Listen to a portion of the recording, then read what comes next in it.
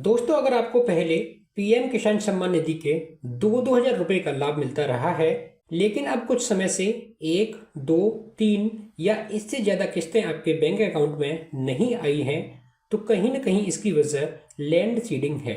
यानी आपकी ज़मीन पीएम किसान सम्मान निधि योजना के अंतर्गत लिंक नहीं है या इसको आपको फिर से अपडेट करने की ज़रूरत है।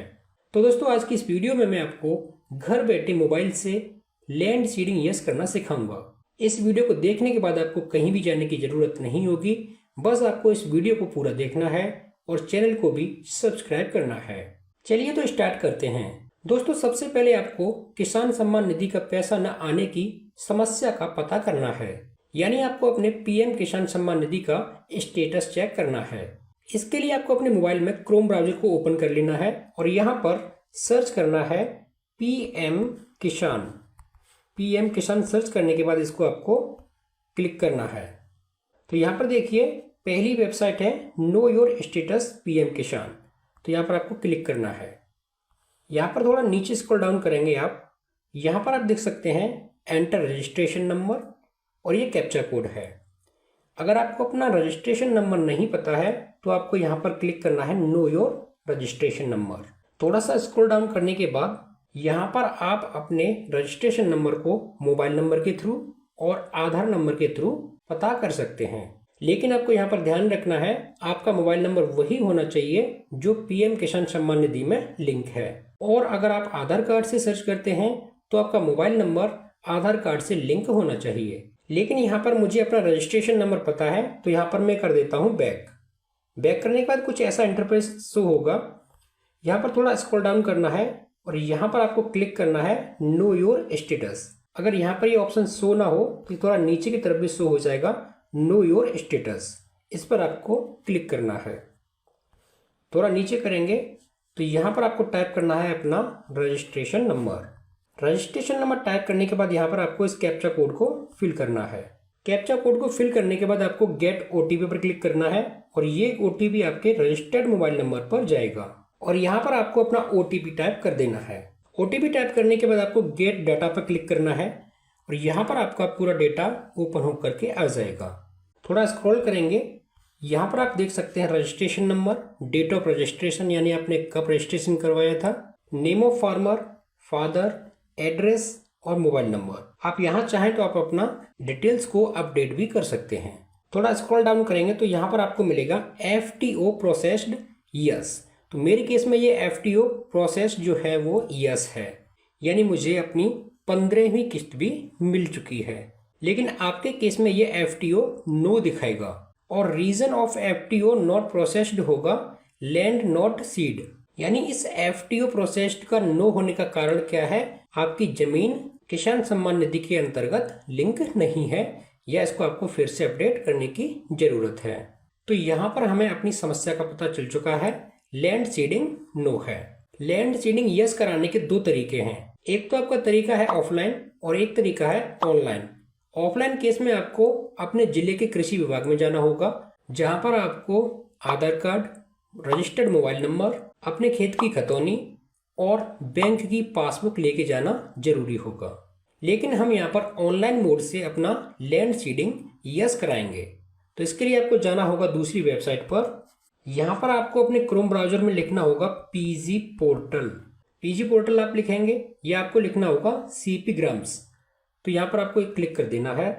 यहाँ पर आपके सामने पहली ही वेबसाइट आ रही है CP ग्राम्स की, इस पर आपको क्लिक कर देना है। थोड़ा सा स्क्रॉल डाउन करेंगे आप और यहाँ पर आपको देखने को मिलेगा रजिस्टर और लॉगिन। अगर आप इस वेबसाइट पर आप पहली बार आए हैं तो यहाँ पर आपको रजिस्टर करना होगा और अगर आपका यहाँ पर अकाउंट बना हुआ है तो आपको लॉगिन करना होगा। तो यहाँ पर हम कर देते हैं रजिस्टर और लॉगिन।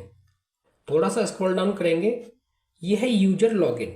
अगर आपका यहाँ पर अकाउंट है तो आप अपनी जानकारी फिल करके यहाँ पर आगे एक्सेस कर सकते हैं। लेकिन अगर आपका अकाउंट नहीं है तो यहाँ पर आपको क्लिक करना है click here to sign up. Sign up पर क्लिक करेंगे, यहाँ पर आपको जो भी डिटेल्स मांगेगा एक बार इसको आपको फिल कर देना है, जैसे नेम्स, जेंडर, एड्रेस, सब locality, country, state, district, pin code, mobile number, phone number और एक आपको अपना ईमेल एड्रेस जरूर लिखना है। और अगर आप एक्स सर्विसमैन है तो यस कीजिए, नहीं है तो नो ही रहने दीजिए। सिक्योरिटी कोड को फिल करने के बाद आपको यहाँ पर सबमिट पर क्लिक कर देना है। लेकिन मेरे केस में मेरी आईडी यहाँ पर बनी हुई है तो इसे मैं लॉगिन करूँगा। तो यहाँ पर मैं कर देता हूँ साइन इन। तो यहाँ पर मैं अपनी जानकारी फिल कर देता हूँ।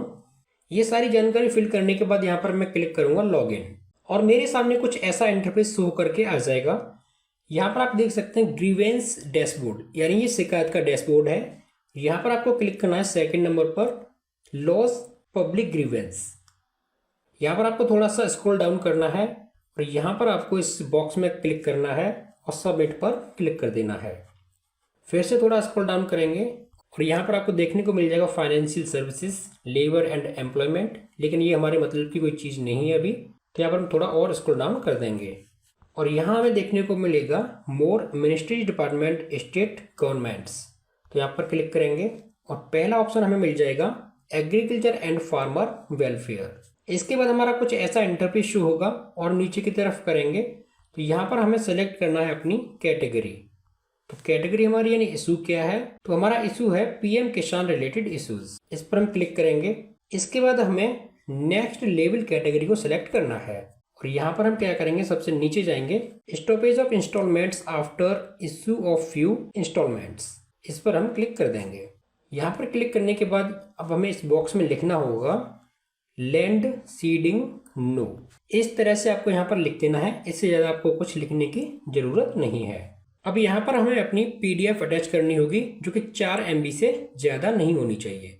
अब देखिए इस पीडीएफ में क्या क्या होगा, यानी आपका जो भी इश्यू आ रहा है वो आपको सब कुछ इस पीडीएफ में स्क्रीनशॉट के साथ लगाना है। जैसे आपकी जो भी इंस्टॉलमेंट्स अभी नहीं आई है, जैसे 15वीं नहीं आई है, 14वीं नहीं आई है, 13वीं नहीं आई है, तो आपको ये सभी इंस्टॉलमेंट्स को यहाँ पर स्क्रीनशॉट लेके लगाना है। पहले 15वीं, फिर 14वीं, फिर 13वीं, फिर 12वीं। अगर आपकी 4 इंस्टॉलमेंट्स नहीं आई हैं, तो अगर 3 नहीं आई हैं तो जो भी इंस्टॉलमेंट्स नहीं आई हैं उनको आपको यहाँ पर स्क्रीनशॉट लेकर के लगाना है। इसके बाद आपको अपना आधार कार्ड और आधार कार्ड की दोनों साइड लगानी है और तीसरे नंबर पर आपको अपनी खेत की खतौनी लगानी है। जितनी भी खतौनी में आपका नाम है वो सभी खतौनी आपको अपनी लगा देनी है।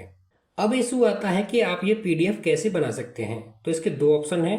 अगर आपके पास लैपटॉप है तो आप MS वर्ड में इन पिक्चर्स को मिला करके पीडीएफ बना सकते हैं और दूसरा ऑप्शन है इमेज टू पीडीएफ, तो आप ये यूट्यूब पर सर्च कर सकते हैं। तो यहाँ पर मेरा पीडीएफ बना हुआ है तो यहाँ पर मैं चूज फाइल पर क्लिक करूँगा। फाइल चूज करने के बाद यहाँ पर मैं क्लिक करूँगा अटैच। देखिए यहाँ पर मेरी फाइल जो है वो अटैच हो चुकी है। इसके बाद मैं नेक्स्ट पर क्लिक कर देता हूँ और ये थोड़ी प्रोसेसिंग लेगा और देखिए ये दूसरी विंडो ओपन होकर के आ गई है। थोड़ा सा नीचे करेंगे, यहाँ पर हम देख सकते हैं लैंड सीडिंग नो है, ये हमने भी फिल किया था। रेफरेंस नंबर इफ़ एनी, यानी अगर आपने पहले कभी शिकायत की है तो उसका रेफरेंस नंबर यहाँ पर आप लिख सकते हैं, रेफरेंस डेट भी लिख सकते हैं अगर आपके पास कोई है। अगर नहीं है तो इसको खाली छोड़ देना है। यहाँ पर आप अपना नेम जो आपने पहले दिया था वही लिख करके आ जाएगा। जेंडर मेल है, कंट्री इंडिया, स्टेट हमारा उत्तर प्रदेश, डिस्ट्रिक्ट आपकी जो भी है वो यहाँ पर फैच हो करके आ जाएगी, एड्रेस भी आ जाएगा, पोस्ट डिस्ट्रिक्ट जो भी है सब कुछ यहाँ पर आ जाएगा। मेल आईडी आ गई, मोबाइल नंबर। इसके बाद यहाँ पर आप देख सकते हैं एक्स सर्विसमैन, अगर नो है तो नो रखिए, अगर आप एक्स सर्विसमैन है तो यस कर दीजिए। इसके बाद यहाँ पर आपको अपना सिक्योरिटी कोड भरना है। सिक्योरिटी कोड को भरने के बाद यहाँ पर आपको सबमिट पर क्लिक कर देना है। तो मेरे केस में मैं ऑलरेडी इसको सबमिट कर चुका हूँ, यानी मैं अपनी 15वीं किस्त भी ले चुका हूँ, तो यहाँ पर मेरा दोबारा से करने का कोई मतलब ही नहीं है क्योंकि मेरी लैंड सीडिंग ऑलरेडी यस है। तो देखिए ये तो हो गई प्रोसेस, लेकिन इसके बाद अब डिपार्टमेंट में क्या होगा, यानी जहाँ पर ये आपकी शिकायत गई है वो मैं आपको बता देता हूँ। इसके लिए यहाँ पर मुझे क्लिक करना होगा बैक टू होम पेज और यहाँ पर मुझे इन 3 लाइन्स पर क्लिक करना होगा। तो यहाँ पर मैं देखूंगा अपना व्यू स्टेटस।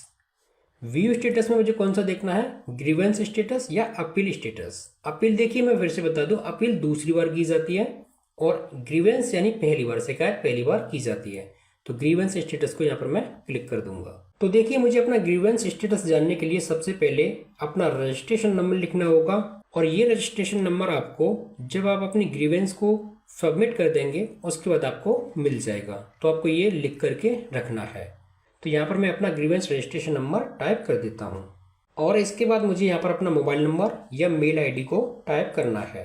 तो यहाँ पर मैं अपना मोबाइल नंबर टाइप कर देता हूँ। इसके बाद यहाँ पर मैं अपना सिक्योरिटी कोड डाल देता हूँ। सिक्योरिटी कोड फिल करने के बाद यहाँ पर मैं सबमिट पर क्लिक कर देता हूँ।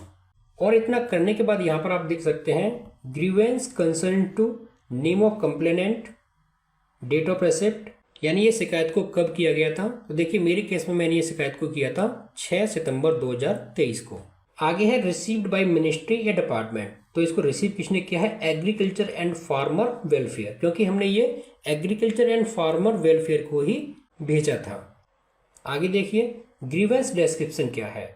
तो यहाँ पर आप देख सकते हैं जो भी हमने पहले सेलेक्ट किया था ना, एग्रीकल्चर एंड फार्मर वेलफेयर, इसके बाद हमने पीएम किसान रिलेटेड इश्यूज, इसके बाद किया था stoppage of installments after issue of few installments, और यहाँ पर हमने लिखा था डिस्क्रिप्शन में लैंड सीडिंग नो।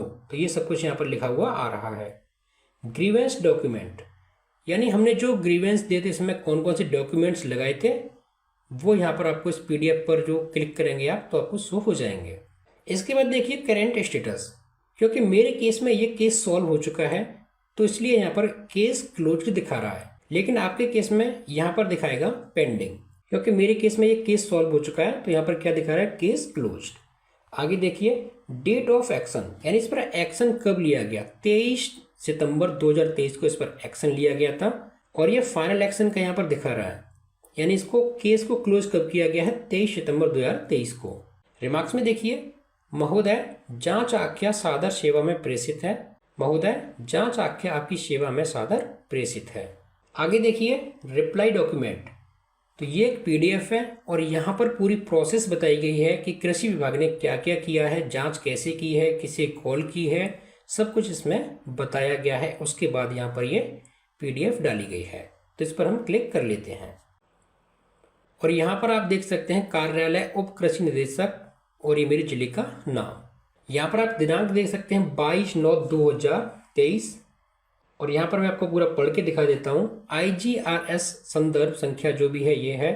प्राप्त दिनांक क्या है? 15/9/2023, यानी 15 सितंबर को इनको ये मेरी एप्लीकेशन प्राप्त हो चुकी थी। शिकायत कब की थी? 6 सितंबर को, यानी इनको 9 दिन के बाद मेरी ये एप्लीकेशन प्राप्त हो गई। शिकायतकर्ता का नाम देख सकते हैं, मोबाइल नंबर देख सकते हैं। शिकायतकर्ता का संक्षिप्त विवरण क्या है? प्रधानमंत्री किसान सम्मान निधि के संबंध में प्रकरण में पूर्व की गई शिकायतों का IGRS संदर्भ, यदि कोई हो तो कोई नहीं था, मेरा तो पहली बारी था इसलिए नहीं। निस्तारण का दिनांक क्या है? देखिए 21 सितंबर 2023। जैसा कि मैंने आपको बताया मेरा ये निस्तारण 21 सितंबर को हुआ था। निस्तारण का प्रकार क्या था? पूर्ण निस्तारण, यानी इसका निस्तारण पूर्ण हो चुका है, एप्लीकेशन जो है वो क्लोज हो चुकी है। जांच अधिकारी का नाम व पता यहाँ पर है तो ये मैं आपको नहीं बता सकता। स्थलीय निरीक्षण का दिनांक 21 सितंबर को स्थलीय निरीक्षण किया गया। स्थलीय निरीक्षण के समय उपस्थित 2 गवाहों के नाम व मोबाइल नंबर, तो ये प्रथम गवाह द्वितीय गवाह हैं। फीडबैक की स्थिति तो ये है संतुष्ट। अब देखिए लास्ट में 17वें पॉइंट पर विस्तृत निस्तारण आख्या। महोदय सादर अवगत कराना है कि शिकायतकर्ता को प्रधानमंत्री किसान सम्मान निधि योजना अंतर्गत भू अंकन न होने के संबंध में शिकायत की गई। कृषक के पंजीकरण संख्या ये में भू अंकन कर दिया गया है, जो कि PM पोर्टल पर अपडेट हो चुका है। जल्द ही आगामी किस्त का लाभ कृषक भाई को प्राप्त होगा। इस संबंध में कृषक को उनके द्वारा मोबाइल नंबर द्वारा अवगत करा दिया गया है। कृपया आपसे अनुरोध है कि शिकायत को निक्षेपित करने की कृपा करें। तो जैसा कि यहाँ पर बताया गया कि कृषक भाई को मोबाइल के द्वारा जानकारी दे दी गई है, तो यहाँ पर ये सच लिखा है बिल्कुल। बाद में आपके पास एक कॉल भी आती है कि आपकी समस्या का समाधान कर दिया गया है। तो यहाँ पर आप देख सकते हैं 6 तारीख को मैंने अपनी ग्रीवेंस फाइल की थी, यानी शिकायत दर्ज की थी। 15 तारीख को कृषि अधिकारी को मेरी ये शिकायत मिल गई। 21 तारीख से यहाँ पर इन्होंने काम करना स्टार्ट कर दिया। 21 और 22 को इन्होंने यहाँ पर काम किया और 23 तारीख को मेरा काम खत्म करके एप्लीकेशन को क्लोज कर दिया। तो दोस्तों यहाँ पर आपको 15 से 20 दिनों का तो वेट करना होगा। जैसा कि मेरे केस में हुआ, 6 सितंबर को मैंने अपनी शिकायत दर्ज की थी और 23 सितंबर को लैंड सीडिंग यस करा करके इन लोगों ने एप्लीकेशन को क्लोज कर दिया, यानी काम को पूरा कर दिया।